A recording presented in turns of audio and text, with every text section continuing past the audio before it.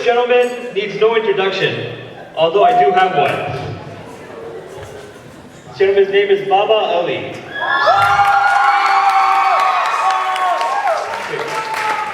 Baba Ali. Let me give a little introduction for Baba Ali, a little history of Baba Ali. He is the co-founder of Ummah Films, a Muslim film company that has produced a web series including the Reminder series and Ask Baba Ali series. A worker in the IT field by profession in California, Baba Ali quickly rose to prominence within the online Muslim community with Ummah Films that inform people about the Islam in the West and discuss various Islamic topics using humor. Baba Ali's work has found its way to television on the Islamic Channel, broadcast in the UK, and he has become a frequent guest at various Muslim conferences and events, including the ICNA MAS convention and Evening of Inspiration. His efforts have been featured in the New York Times and USA Today. Ladies and gentlemen, proud to welcome the main event for tonight, Baba Ali.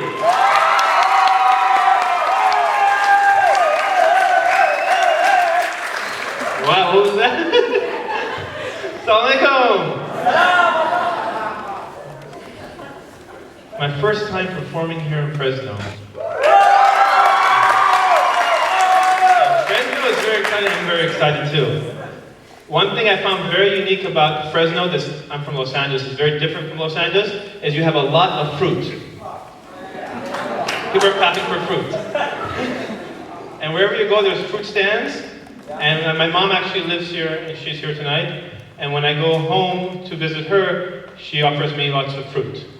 So, it's one unique thing about Fresno. But being from Los Angeles is one of the best parts of traveling here by cars. I don't have to take a plane to get to Fresno. Has anyone been stopped by airport security? Can I get a raise of hands? Wow, okay, the whole crowd, okay. For those, any non-Muslims here, by any chance? They're all high. Is there any non-Muslims here, by any chance? One person here in front? Okay, one person, okay. Don't worry, we're not gonna do anything to you. Should I raise his hand? Okay. For those who don't know what it's like to be Muslim at the airport, this is what it feels like. This is how random security picks you. Eeny, meeny, miny, mo. Eeny, meeny, miny, Mohammed. And they pull you over, and they take you to this little room, and it's all the random people who've been randomly searched, and you sit down, and you look around, everyone looks just like you. So, you start thinking to yourself, this is not very random, is it? And then the person gets you up, and then they start questioning you, asking you questions. And what you do, no matter what country you're from, is you do your best to pronounce everything with proper English. Otherwise, you'll be there for a very long time. And I'll give you an example with how it can be misunderstood if you don't properly pronounce things. Okay, I'll be airport security. Okay, Bob, I'm gonna pick someone here. Watch this, watch this. Everybody's a terrorist. Everybody watches. Eeny, meeny, miny, mo. Eeny, meeny, miny, Mohammed. You, sir, you come here. Me? What is the problem? Sir, come here. Watch this. What is your name? My name? My name is Abu Yusuf. You hear this, Bob? He says he's abusive. Watch this, watch this. Sir, tell us exactly what you're doing in our country. What do you mean, what am I doing in your country? I'm a traveler, I'm musafir. You see, Bob, he says we must suffer. Watch this, watch this. Tell. Sir, okay, so you're, okay. And exactly what are you doing with your camera and all this luggage? What are you doing here? What do you mean what I am doing here? I travel here, huh? I am tourist. You see, Bob? He says he's a tourist. And then all this crazy stuff happens, and then sometimes you actually get to the plane. You get in your seat, you're sitting down, everything's going fantastic, and then you get thrown off the airplane. Has anyone been thrown off the airplane here? Okay, 2 people. Okay. Is it no matter what question I ask, someone's going to raise their hand? Okay, for those who have not been thrown off the airplane, let me give you some tips on what not to do, because if you do, they're going to throw you off the airplane. I'll give you 5 things not to do, because if you do, they're going to throw you off the airplane. In order for you guys to remember these 5 things, I need you guys to say, they're going to throw you off the airplane. Come on with some energy, Fresno energy. Here we go. That's what I like. Okay, 5 things. Yeah, 5 people in the back. Okay. 5 things not to do, because if you do, they're going to throw you off the airplane. Number 1, no matter how good the food is on the plane, never say it's the bomb. Because if you do, number 2, no matter if you have clocks and watches, like I sometimes carry a clock or watch with me, and you put it in your luggage, and your luggage starts going tick tock, tick tock, tick tock. I actually have this stopwatch with me. I'll go a quick story real quick. This stopwatch was with me because I usually say, hey, I'll let you up talking for 20 minutes or 30 minutes, and I just start talking. I don't know how long 20 or 30 minutes is. So I was timing myself, beep, beep, on the plane, beep. And the girl sitting next to me was like this. So I realized she was very nervous, so this is after 9/11, I put the stopwatch in my carry-on and I put it under my seat. And minutes later, the alarm starts going off, and it's like beep, beep, beep, beep, beep, beep, beep. And I'm thinking, oh no, where is it? Well, it's not a good situation. So if you have a stopwatch and it's going off in your luggage and you're yelling, where is it? Guess what's going to happen?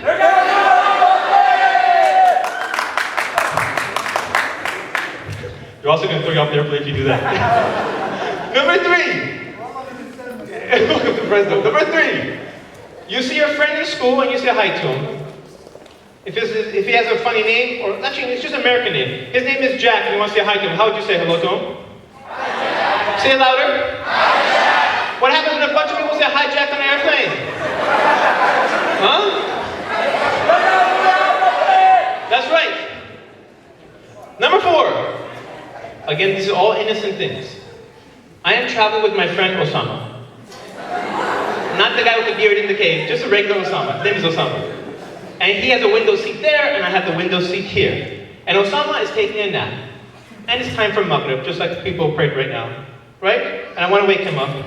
And I'm like, Osama, it's time! Wake up, it's time! Guess what happens to me and sleeping Osama? That's right. And number 5. If you have a beard like me, they may not throw you off the airplane. If you're wearing a hijab like the sister here in front, they're not going to throw you off the airplane. But if you have a beard and you're wearing a hijab, what's going to happen? That's right. We're going to throw you off the airplane.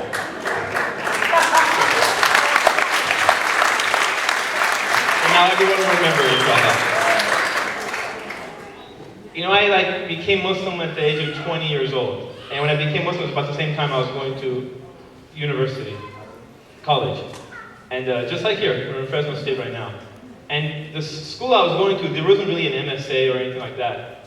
So people didn't really pray in public. So it was one time, me and my friend, we had class together, and we were one of the very few people, Muslims in school. So I'm not sure you guys know what it feels like. So we went to pray Asr right before social studies class. And we went to find a grass area, just like open area here, and we started praying. Allahu Akbar. And this guy from class walked up to us like this. I'm not even joking. Hey guys, what are you guys doing? And then we go, Allahu Akbar, we go to Ruku. He's like, guys, are you guys doing this together? And then we can't talk to him, so we're like, Allahu Akbar. And then he's like, okay guys, stop joking around. We have classes starting, we have to go. And then we go into sujood. Allahu Akbar, now we're in sujood. He's like, oh no, are you guys okay? Wallahi. And then we get up, like, Allahu Akbar. He's like, guys, stop joking around. And then we go to sujood again, Allahu Akbar. He's like, oh no, we'll get help. And he goes and gets help. And while this whole thing is happening, you know, during prayer, you're not supposed to laugh because it invalidates your salah. I'm like this. I couldn't, he was gone. I was like, wow. I have shaitan in one ear, I got the dude in the other ear. It's so hard. You know, and then when you pray, like, sometimes in public, it's always awkward. But like sisters, when you guys go shopping, where do you guys pray? Where? Fitting room, dressing room, okay? I prayed in dressing room and fitting room. Sounds like a good idea until you get to the part of sujood. Let me explain to you why. Okay, this is the dressing room, right? You take 2 articles of clothing, you say 2, you say, okay, I got this whole area to myself. No one's gonna say, dude, what are you doing? You know, I have this whole area to myself. Problem is, up to this part is private, everything else is public. So, you're praying, right? And the guy next to you is like, on the phone talking to his girlfriend, he's like, yeah, I'm pouring, I don't know if I should buy these or that. Hey! There's somebody here. He was just, there he is again!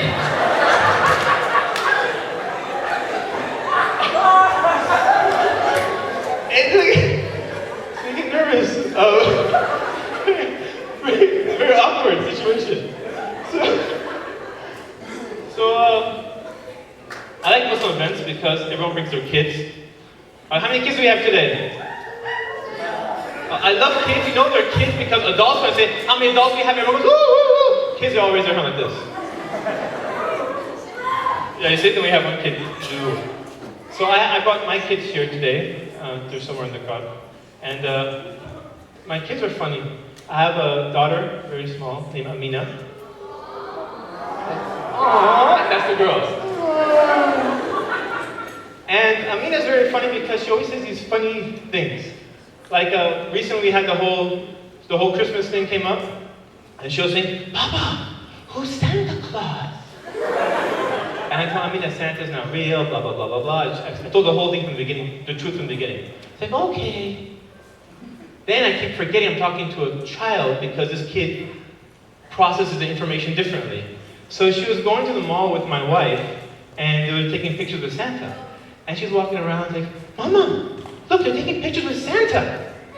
And my wife's like, yeah, it's okay. No, we have to go tell them that Santa's not real. And so I'm gonna go to her, hey, kids, Santa's not real. He's not real. And well, so fun a lot. It reminds me of another story. Like, I had my pictures in the New York Times, and Amina's, again, she processes information differently. And I told Amina, I have to go get a copy of the newspaper because I'm in the newspaper. She's like, Papa, you can't be in the newspaper. I'm like, why? Because you're too big. But before Amina, I used to actually teach kindergarten a long time ago. And I remember one of the first days in class, I was teaching science, and just basic science things, and we're just talking what an optical illusion is. And the kids were like, I was asking the kids, this was kindergarten, by the way, does anyone know what an optical illusion is? Every kid in the class.